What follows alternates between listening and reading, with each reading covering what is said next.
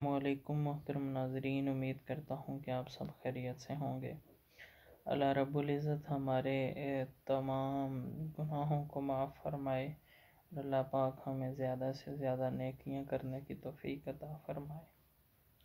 محترم ناظرین، حضرت اسماء رضی اللہ تعالیٰ عنہ بڑی سخی تھیں۔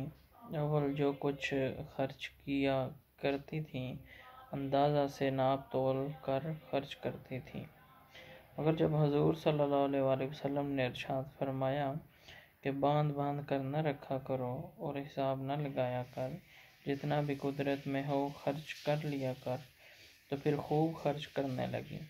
اپنی بیٹیوں اور گھر کی عورتوں کو نصیحت کیا کرتی تھیں کہ اللہ کے راستہ میں خرچ کرنے اور صدقہ کرنے میں ضرورت سے زیادہ ہونے اور بچنے کا انتظار نہ کیا کرو۔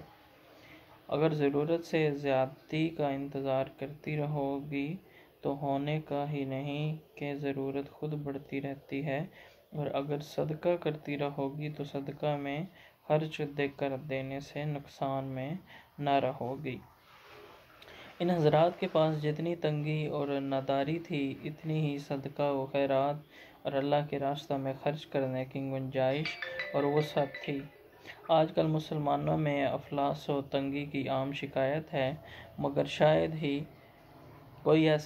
ہی ایسی کوئی جماعت نکلے جو پیٹ پر پتھر باندھ کر گزر کرتی ہو یا ان پر کئی دن کا مسلسل فاقہ ہو جاتا ہو۔